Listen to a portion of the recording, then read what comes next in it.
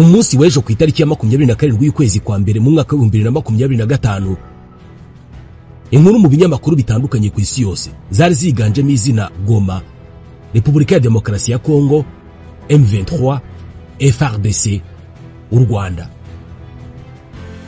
Amashusho yiriwe kuri internet by'umwihariko ku mbuga nkoranyambaga n'ay'abahunga, amajwi y'amasasu, inama z'abayobozi batandukanye bashaka uko imirwano hagati ya Repubulika ya Demokarasi ya Kongo n'umutwe wa M23 yahagarara. Uko byagenda kose, iki kiracyari ikibazo kiri ku meza y'abayobozi batandukanye. Nk'ubu Repubulika ya Demokarasi ya Kongo yasabye ko inama y'akanama ka Loni gashinzwe umutekano ku isi yongera guterana, ariko none igafatira u Rwanda ibihano. Perezida Felix Tshisekedi wa Repubulika ya Demokarasi ya Kongo yanavuganye n'umunyamabanga wa Leta Zunze Ubumwe za Amerika ushinzwe ububanyi n'amahanga Marco Rubio. Bumvikana ko icyifuzo gihari kuri bose ari uko inyeshyamba z'umutwe wa M23 zava mu mujyi wa Goma. Perezida wa Repubulika y'u Rwanda Paul Kagame nawe yaganiriye na Perezida wa Afrika y'Epfo Cyril Ramaphosa nyuma y'uko abasirikari 9 ba Afrika y'Epfo baguye mu mirwano i Goma. Bamwe mu bari mu mujyi wa Goma bavuze ko kuva mu ijoro ryakeye kugera mu gitondo cyo kuri uyu wa kabiri hatakirimo kumvikana amasasu menshi nk'uko byari bimeze ku wa mbere. Ni nyuma y'imirwano yabaye ku wa mbere cyane cyane mu burasirazuba bw'uyu mujyi. Biracyagoye kumenya neza ibice bigenzurwa n'ingabo za leta zigihanganye n'umutwe wa M23 winjiye mu mujyi wa Goma ugatangaza ko wawufashe. Igisirikare cya Irwe gifite ingabo ziri mu butumwa bwa MONUSCO cyasohoye itangazo kivugamo ko nyuma y'umuhate wa MONUSCO impande zirimo kurwana zumvikanye ku gahenge. Zivuga ko ako gahenge katangiye kubahirizwa saa 1 z'ijoro i Goma, ubwo ni ku munsi w'ejo. MONUSCO, ingabo za leta cyangwa se M23 ntacyo baratangaza kuri ibi bivugwa n'ingabo za Irwe zuko hari agahenge. BBC yavuze ko kuva mu ijoro ryakeye hari agahenge nubwo hakiri amasasu make yumvikana. Gusa nanone ibintu ngo biracyameze nabi. Nta muriro w'amashanyarazi, nta mazi, nta bucuruzi. Abantu bari mu nzu zabo i Goma. Nusohoka nujya gushaka hari moteur cyangwa generator kugira ngo ashyire umuriro muri telefone. Umunyamakuru wa BBC Jean-Claude Mwambutsa ari i Rubavu we yavuze ko nyuma y'agahenge kabayeho mu ijoro ngo mu gitondo hongeye kumvikana urusaku rw'amasasu n'ibisasu biremereye mu gice cya Goma cyegereye u Rwanda. Uruhande rwa leta ya Kongo rurimo kuvuga ko ingabo za FARDC zisubije ibice byinshi bya Goma byari byafashwe na M23. Ibi ntacyo M23 yarabivugaho kandi biracyagoye kumenya neza ugenzura ibice binini bya Goma. Ibiro ntaramakuru bitandukanye birimo kuvuga ko imirwano yo kuwa mbere i Goma yahitanye abasivili 17 naho abasaga 100 bagakomereka. Ku ruhande rw'u Rwanda abantu 5 nibo bapfuye, abandi 35 barakomereka. Ibihugu byo mu burengerazuba bikomeje gusaba ko imirwano ihagarara hagakomeza ibiganiro by'amahoro. Marco Rubio ni minisitiri w'ububanyi n'amahanga wa Leta Zunze Ubumwe za Amerika. Ku wa mbere mu kiganiro kuri telefone yagiranye na Perezida Felix Tshisekedi yamaganye ibitero bya M23. Bivuga ko Tshisekedi yemereye Rubio kongera kuganira n'u Rwanda. Hagati aho Repubulika ya Demokarasi ya Kongo yasabye ko akanama gashinzwe umutekano ku isi muri Loni kongera guterana. Isaba ko noneho kafatira ibihano bikomeye u Rwanda. U Rwanda rwo ruhakana gufasha umutwe wa M23. Mu ijoro ryakeye Perezida Felix Tshisekedi yakoranyije inama y'abakuriye inzego nkuru z'ubutegetsi muri Repubulika ya Demokarasi ya Kongo ngo biga ku buryo ibintu byifashe mu burasirazuba bw'igihugu cye, by'umwihariko mu mujyi wa Goma. Ibi byavuzwe na Vital Kamerhe ukuriye inteko ishinga amategeko wari muri iyo nama. Bwana Kamerhe yavuze ko barebye uburyo i Goma hasubiraho ubutegetsi bwemewe na leta. Gusa yavuze ko nta byinshi yatangaza mu byaganiriwe muri iyo nama kubera ko Perezida wa Repubulika Felix Tshisekedi aza kugeza ijambo ku gihugu. Ntabwo bizwi neza umunsi n'igihe Perezida Tshisekedi agereza ijambo ku gihugu ku ngingo zafashwe na leta akuriye ishinja u Rwanda kuba inyuma y'umutwe wa M23. Hagati aho mu mujyi wa Bukavu mu ntara ya Kivu y'Epfo na Beni muri Kivu y'Amajyaruguru ku wa mbere habaye imyigaragambyo ikomeye cyane y'abaturage yateguwe n'abo ku ruhande rwa leta. Ikaba yari imyigaragambyo yo kwamagana umutwe wa M23 no kuvuga ko bashyigikiye ingabo za FARDC. Ibiro bya Perezida wa Afurika y'Epfo byo byatangaje ko Perezida Cyril Ramaphosa w'icyo gihugu na Perezida Paul Kagame w'u Rwanda baganiriye kuri telefoni ku buryo ibintu byifashe mu burasirazuba bwa Kongo. Afurika y'Epfo yapfushije abasirikare bagera ku 9 mu mirwano yabaye kuwa gatanu no kuwa gatandatu w'icyumweru gishize hafi ya Goma. Ibyateye uburakari muri Afurika y'Epfo n'igitutu cy'abatavuga rumwe na leta ya Pretoria.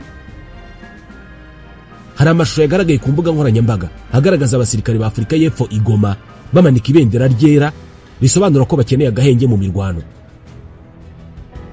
Ibiro bya Perezida Ramaphosa bivuga ko Ramaphosa na Perezida Paul Kagame bumvikanye ko hakenewe byihutirwa agahenge no kongera gutangira kw'ibiganiro by'amahoro hagati y'impande zose zishyamiranye. Leta ya Kongo yahakanye ko itazigera ijya mu biganiro n'umutwe wa M23 ivuga ko ukoreshwa n'u Rwanda. Ibyo u Rwanda rutasibye guhakana. Minisitiri w'Ububanyi n'Amahanga n'Ubutwererane w'u Rwanda Ambassadeur Olivier Nduhungirehe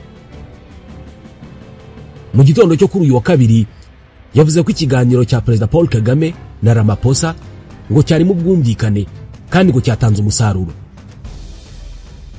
Ubwo Perezida Ramaphosa yari mu Rwanda mu kwezi kwa 4 mu 2024 we na Perezida Paul Kagame bemeranyije ko intambara yo mu burasirazuba bwa Kongo ikwiye guhagarikwa binyuze mu biganiro by'amahoro. Icyo gihe ingabo za Afurika y'Epfo ziri mu butumwa bw'umuryango SADC zari zimaze amezi hafi 5 zifatanya n'ingabo za Kongo n'imitwe irimo FDLR n'ihuriro Wazalendo n'abacancuro b'abanyaburayi mu kurwanya umutwe wa M23. Hagati aho Perezida William Ruto wa Kenya ejo kuwa mbere yabwiye abanyamakuru i Nairobi ko abakuru b'ibihugu bigize umuryango wa Afurika y'Uburasirazuba bazaterana kuwa gatatu ngo bige ku buryo ibintu bimeze nabi i Goma hamwe n'umwuka mubi uri hagati ya Kongo n'u Rwanda. Iyo nama biteganyijwe kwizitabirwa na Perezida Tshisekedi na Perezida Paul Kagame. Hari amakuru ahari mu binyamakuru avuga ko Perezida Tshisekedi yamaze gutangaza ko atazitabiriye inama. Umuvugizi wa Perezida Tshisekedi Tina Salama yabwiye Jeune Afrique ko uyu mukuru w'igihugu atazitabiriye inama bitewe n'ikibazo cy'umutekano muke mu burasirazuba bwa Kongo. Uyu muvugizi wa Perezida Tshisekedi yagize ati birasobanutse ko bitewe n'ikibazo gihari ubu Perezida atashobora kwitabira inama. Uyu muvugizi yasobanuye ko Perezida Tshisekedi ashyigikiye ibiganiro bya Nairobi bihuza abanyekongo n'ibya Rwanda bihuza Repubulika ya Demokarasi ya Kongo n'u Rwanda. Iyi yabigiye kuba inshuro ya gatatu yikurikiranya Perezida Tshisekedi atitabiriye inama imuhuza n'abandi bakuru b'ibihugu bigize umuryango wa Afurika y'Uburasirazuba. Nyamara umutekano muke mu burasirazuba bwa Kongo wari mu mpamvu nyamukuru zatumye izi nama zose zitegurwa.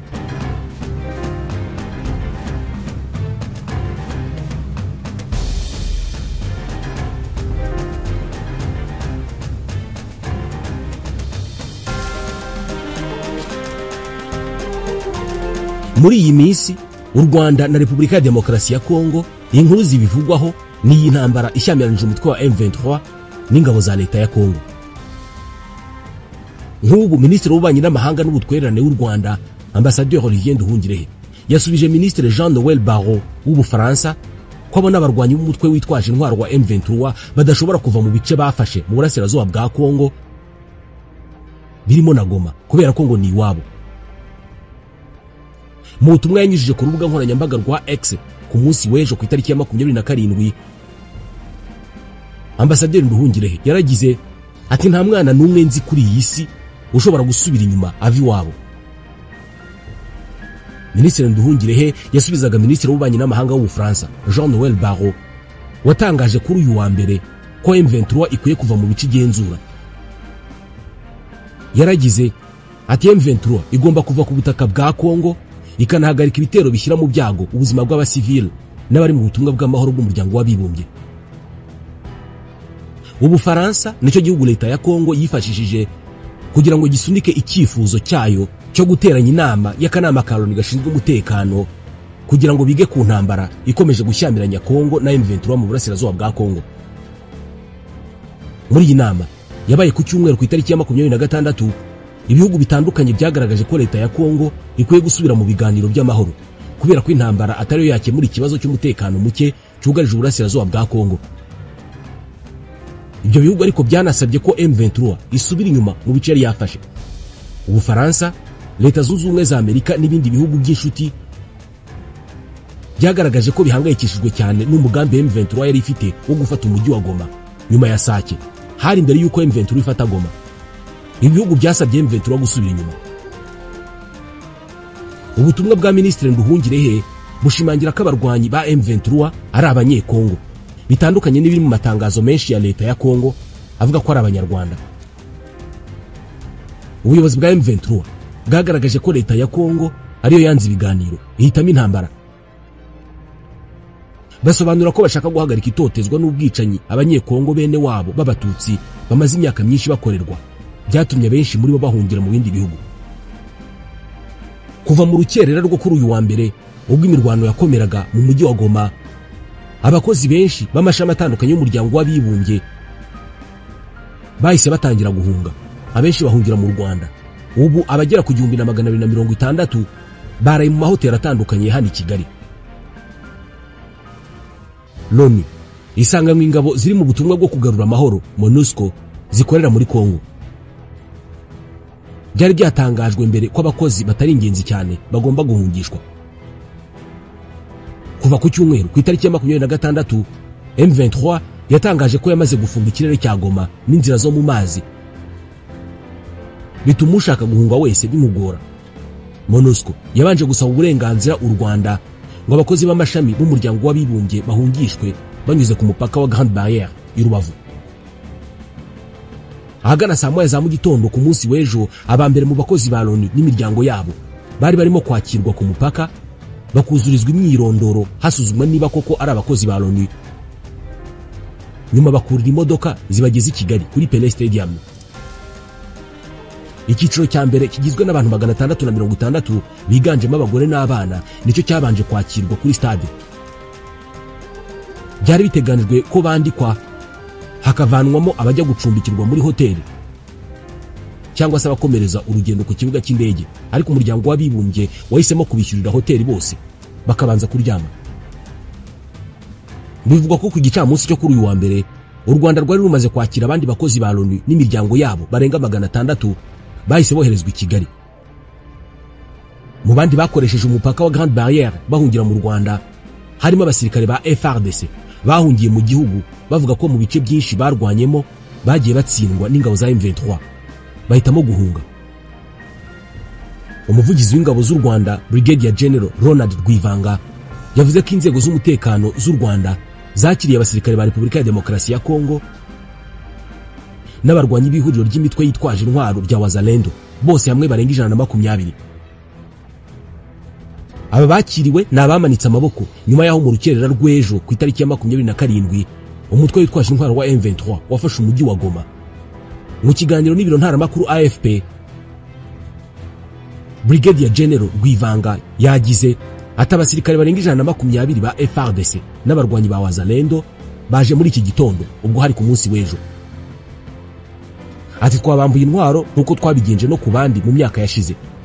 Brigadier General Rwivanga yasobanuye ko abasirikare na Wazalendo bakiriwe ku mupaka w'u Rwanda na Repubulika ya Demokarasi ya Kongo mu karere ka Rubavu gahana imbibi n'umujyi wa Goma, kandi ko leta y'u Rwanda yateguye ahantu bacumbikirwa. Ubwo abasirikare ba Kongo na Wazalendo binjiraga mu Rwanda, imirwano yari ikomeje hagati y'abanze kurambika intwaro n'abarwanyi ba M23 mu bice bimwe na bimwe bya Goma. Hari abasirikare ba Repubulika ya Demokarasi ya Kongo, Wazalendo na FDLR barashe ibisasu mu karere ka Rubavu. Bimwe muri ibyo bisasu byapfubirijwe mu kirere, ibindi bigwa ku butaka byica abaturage 5 bikomeretsa abandi 35. Niko umuvugizi w'igisirikare cy'u Rwanda yavuze. Kuri uyu wa kabiri biremezwa ko imirwano itagikomeye mu mujyi wa Goma.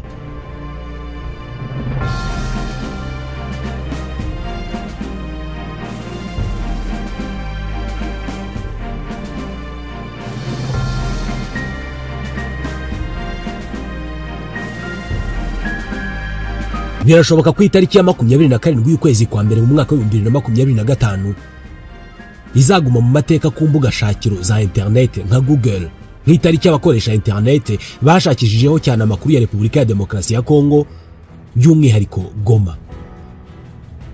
intambara ishyamiranyije Repubulika ya Demokarasi ya Kongo n'umutwe w'inyeshyamba wa M23 iri mu binyamakuru byose byo ku isi. Ibi birumvikana, ntabwo ari buri munsi inyeshyamba zifata umujyi ukomeye w'igihugu ukaba umurwa mukuru w'intara ituwe n'abantu hafi miliyoni 9, ikaba intara iri mu zikungahaye ku isi ku mutungo kamere w'amabuye y'agaciro. Mu nkuru zirimo gutangazwa kuri iyi ntambara haravugwamo n'u Rwanda. Birumvikana, ni umuturanyi wa Repubulika ya Demokarasi ya Kongo, rushinjwa kugira uruhare muri iyi ntambara kandi ingaruka zayo zose zirugeraho cyane kubera ko mu karere ka Rubavu ibikorwa by'ubucuruzi byafunze, amashuri yabaye afunze by'agateganyo, hari amasasu yaguye mu Rwanda. Abakozi b'umuryango w'abibumbye barimo n'abari mu butumwa bwo kugarura amahoro muri Repubulika ya Demokarasi ya Kongo bakoreraga i Goma basabye u Rwanda inzira ku mupaka wa Grande Barriere kugira ngo babone uko bava mu mujyi wa Goma urimo kugenzurwa n'ingabo za M23. Ni nyuma y'uko izindi nzira zose zashoboraga kubakura muri Repubulika ya Demokarasi ya Kongo zafunzwe n'umutwe wa M23, harimo inzira yo mu kirere n'iyo ku butaka. Aba bakozi bari kumwe n'imiryango yabo. Iyi ntambara imaze imyaka mu burasirazuba bwa Repubulika ya Demokarasi ya Kongo, ariko yafashe indi ntera mu minsi mike ishize ubwo M23 yigaruriraga imijyi myinshi kugeza no kuri Goma ifatwa nk'umurwa mukuru wa Kivu y'Amajyaruguru. Mu ijoro ryo ku cyumweru ku itariki ya 26, imiryango mpuzamahanga irimo n'umuryango w'abibumbye yari yatangaje ko abakozi batari ingenzi bagomba kuva i Goma. Mu gitondo cyo kuri uyu wa mbere, abakozi ba mbere bageze mu Rwanda bakirirwa i Rubavu, bamwe bakavuga ko batazi neza ikiza gukurikiraho.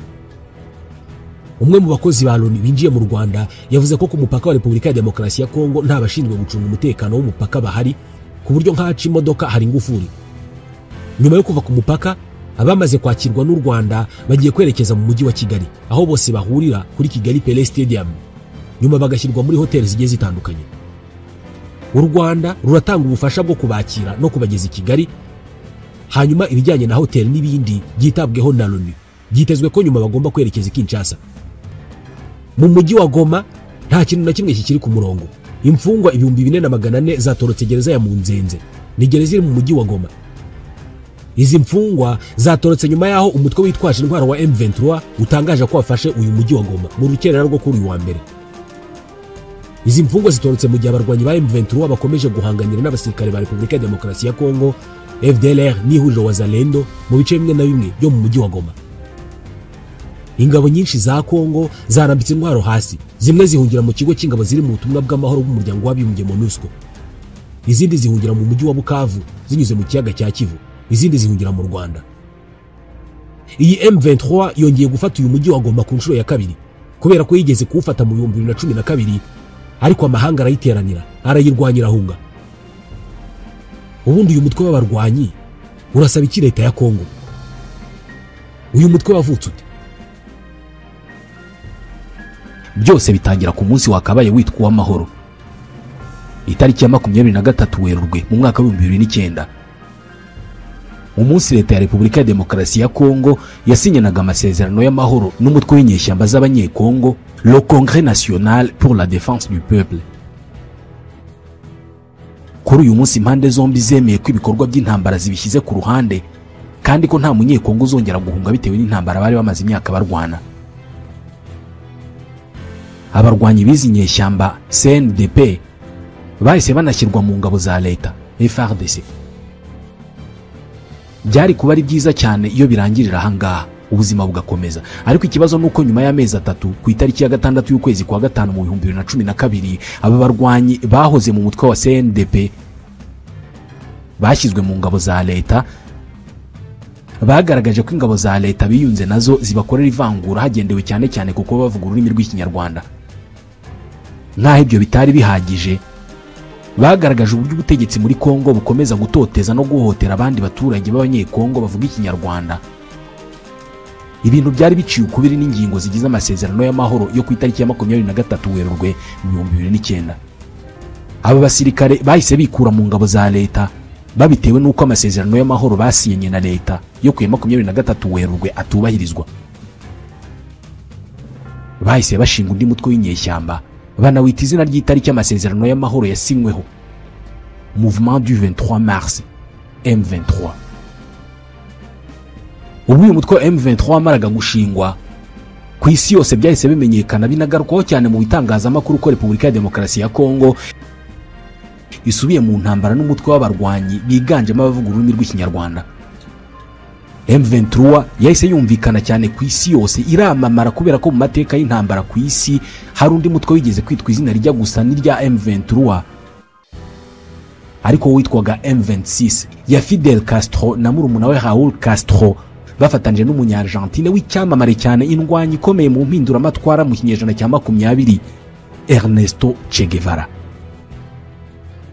Iyi M26 niyo yatsinze intambara yerekeje Cuba mu matwara ya gikomuniste na gisocialiste. M23 rero ikiza, iri zina ryayo M23 ryahise rituma abantu benshi bibuka M26, imenyekana cyane icyo. Aba barwanyi bigumuye bashinja leta ya Joseph Kabila kutubahiriza amasezerano bagiranye ubwo bari bakiri CNDP. Icyo gihe leta ya Kongo yashinje General Jean Bosco Ntaganda banise Terminator, wari umugeneral mu ngabo zayo ariko akaba yaratuye Goma, ko ari we wari uyoboye uwo mutwe wa M23.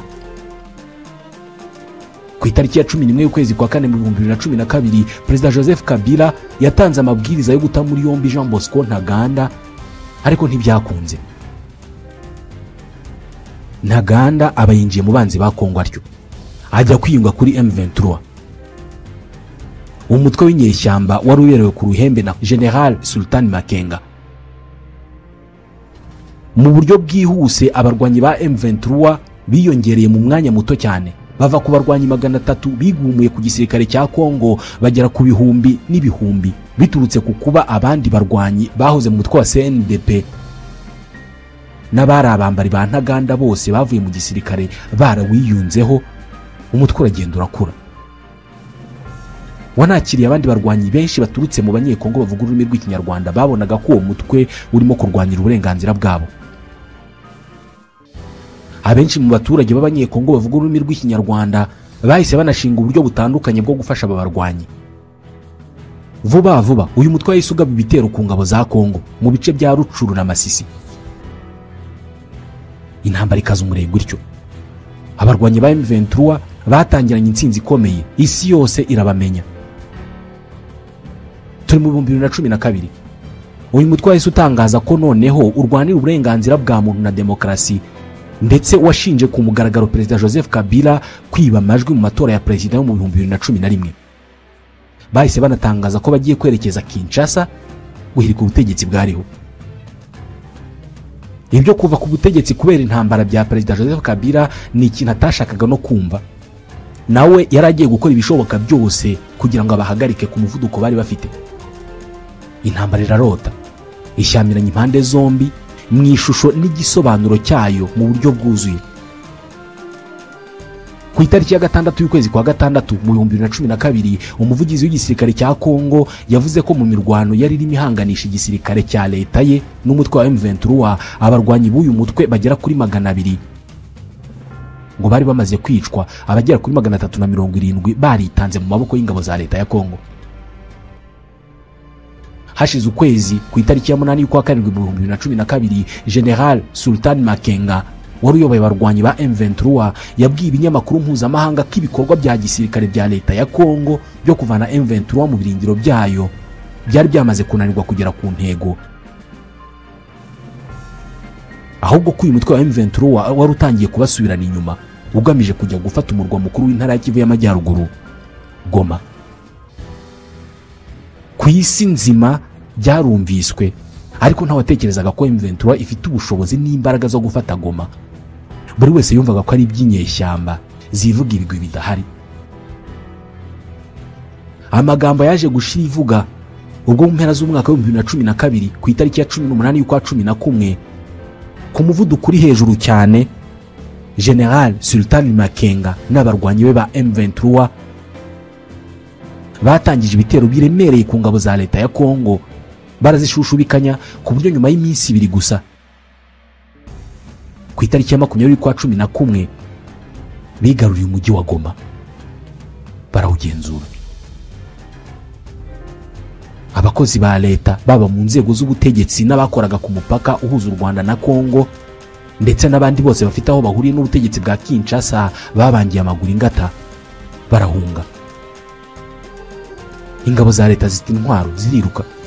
Abaturage ba Goma bakira abarwanyi ba M23.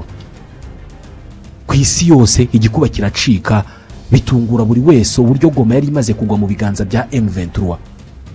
Umutwe wari uvutse hadashizwe n'umwaka umwe. Umuryango w'abibumbye warahagurutse. Leta ya Kongo yari imaze gutsindwa mu buryo itatekerezaga butanatekerezwaga n'uwari we wese. Ivuga ko izo nyeshyamba zitagira ubushobozi n'ububasha bwo gufata Goma, ko ubwo zafashijwe n'u Rwanda. U Rwanda ruvuga ko ibyo bitarureba kubera ko ari ikibazo cy'abanyekongo hagati yabo barwana. Ku butaka intambara yari imaze gufata indi ntera. Abarwanyi ba M23 basaga n'abariye amavubi bavuga ko bashaka kwihaniza leta ya Kongo.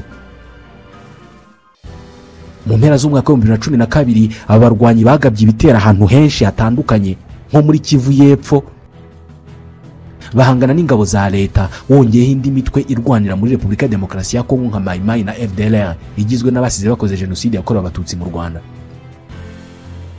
Kuva ku itariki ya 18 y'ukwa 11 mu 2012 n'imisi igera ku 10 yakurikiyeho, izina rya General Sultan Makenga n'umutwe wa M23 nizo zari ingingo nyamukuru mu bitangazamakuru mpuzamahanga byandika kuri Afurika. Aba barwanyi barimo bagenda begukana intsinzi zitabarika, ariko banigarura ibice binini bya Kongo, ingabo za Kongo nazo zihunga. Byageze aho leta ya Kinshasa igira n'imishyikirano n'abarwanyi, maze mu masezerano yasinywe hagati y'impande zombi, leta ya Kongo n'umutwe wa M23 bari Uganda, uyu mutwe wemera kuva mu mujyi wa Goma. Ku itariki ya 30 y'ukwezi kwa 11 mu 2012 aba barwanyi ba M23 batangiye kuva muri Goma, ndetse byageze ku munsi wakurikiyeho ku itariki ya 1 y'ukwa 12 mu 2012 bari bamaze kuva muri Goma. Nyuma y'iminsi ibiri yonyine, ku itariki ya 3 y'ukwa 12 mu 2012 ingabo za leta ya Kongo zagarutse mu mujyi wa Goma.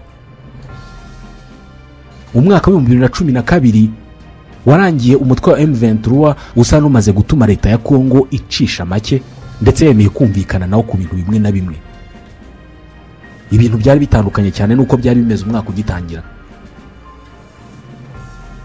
Mu ntangiriro z'umwaka wa 2013 umutwe wa M23 wari ukibarizwa mu burasirazuba bwa Kongo, ndetse nta naho wari witeguye kujya. Wavuga ko witeguye gukomeza kurwanira impamvu wagiyeho. Gusa muri uwo mwaka hatangiye kugaragara ibibazo hagati y'ubuyobozi bw'uwo mutwe. Ubundi M23 wari umutwe wa politike unafite ishami ry'abarwanyi kuko bisanzwe bimenyerewe mu mitwe y'inyeshyamba. Uwari president cyangwa se umuyobozi wa M23 yari Jean-Marie Runiga Rugerero, naho General Sultan Makenga we yarayoboye ishami rya gisirikare.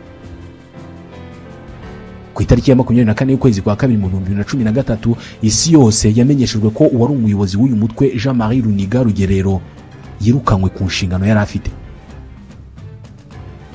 Itangazo ryasinyweho na General Makenga ryavuga ko Runiga yananiwe kuzuza inshingano ze, akaba yarashinjwaga kunyereza umutungo. Yashinjwaga kandi kubiba urwango n'amacakubiri mu bagize M23 no kuba ataragifite ubushobozi n'ubunararibonye muri politike. Icyo gihe General Makenga yahise atangaza ko ari ubaye umuyobozi w'uwo mutwe, ubwo yaragiye kugenzura ibijyanye n'igisirikare na politike. Gusa abasesengura ibya politike mpuzamahanga icyo gihe bagaragaje ko ubundi Runiga atari ikibazo, ahubwo yananiwe kumvikana na Makenga, ruvuye ku kuba Runiga yarumvikanaga na Ntaganda, kandi Makenga na Ntaganda ntabwo bumvikanaga ko wagombaga kuba umuyobozi w'ingabo, aho Ntaganda we yashaka kuba ari ugena byose, mu gihe Makenga we yagaragazaga ko ari we muyobozi. Uko guhanganira umwanya w'ubuyobozi mu gisirikare muri M23 byatumye umutwe ucikamo ibice, ndetse Runiga awirukanwamo, ndetse kandi aba bayobozi banapfuye icyerekezo bashakaga kwerekezamo intambara yabo ndetse n'ibijyanye n'amasezerano y'amahoro. Impande zombi ntizumvikanye, ndetse byarangiye zikozanijeho. Igice cya Runiga n'abari bamushyigikiye baratsindwa, bisanga nta yandi mahitamo bafite uretse guhungira mu Rwanda. General Ntaganda nawe icyo gihe yisanze ntaho asigaye kubera ko leta ya Kinshasa yashakaga kumufata.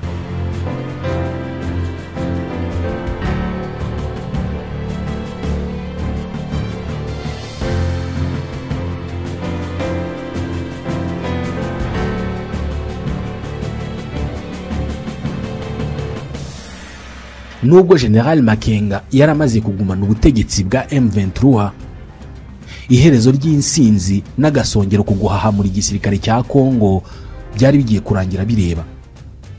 Kuko mu kwezi kwa gatatu mu 2013 akanama gashinzwe umutekano mu muryango w'abibumbye kafashe icyemezo cyo guha uburenganzira ingabo z'umuryango w'abibumbye ngo zishyireho itsinda ry'ingabo zihariye zakemura ikibazo cy'imitwe yitwaje intwaro yari mu burasirazuba bwa Kongo irangajwe imbere na M23.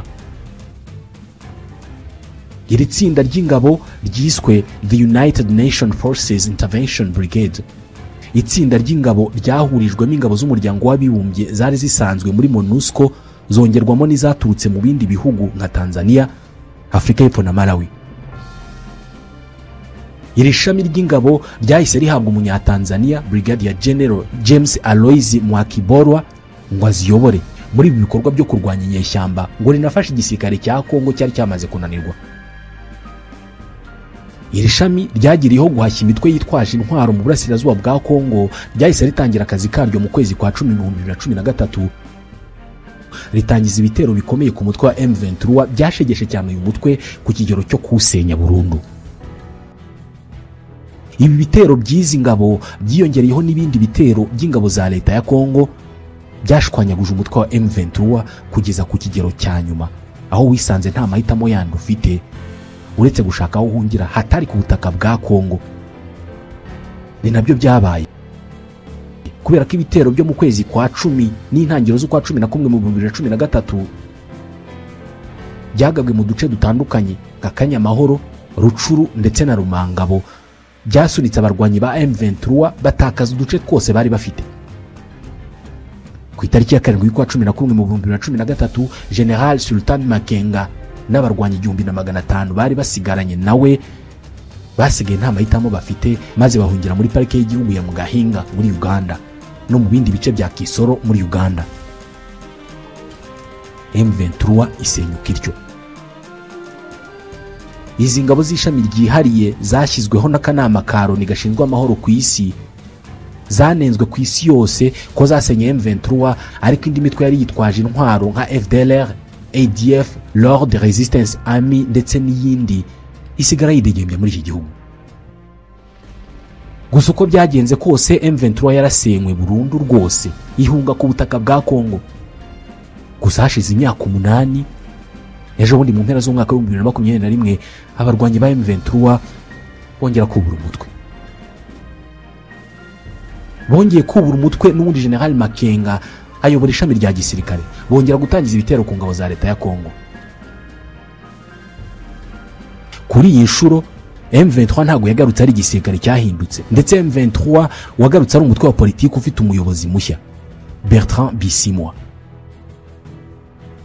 Kuri iyi nshuro bitandukanye no mu mwaka wa 2012 M23 ni igisirikare cyagaragaje diplomasi yo ku rwego rwo hejuru, irafata ibice ikagerageza kuba inshuti n'abaturage ihasanze. Nyuma yo gutangiza intambara ku ngabo za leta, amahanga yarahagurutse asaba leta ya Kongo n'uyu mutwe kujya mu biganiro, yewe biranaba haba i Rwanda, muri Angola ndetse na Nairobi muri Kenya. Umuhuza muri ibi biganiro yabaye Uhuru Kenyatta, woza ari perezida wa Kenya. Gusa nta cyavuyemo.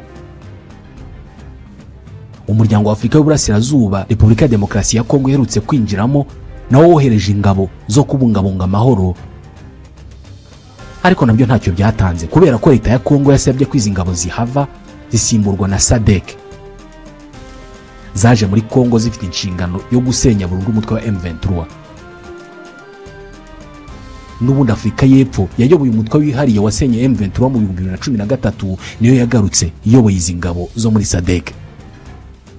Kuri iyi nshuro hari n'ingabo z'u Burundi zasinyanye na Repubulika ya Demokarasi ya Kongo amasezerano y'ubufatanye mu bya gisirikare, bityo zimaze igihe zifasha Kongo kurwanya M23. Ibi bintu biraza kugenda bite? M23 irakomeza ifate n'ibindi bice, iraguma Igoma. Nigoma Igoma se bwo irahakora iki? Ese ntibishobora kugenda nko mu 2012 nabwo igashushubikanwa igasohorwa muri Goma?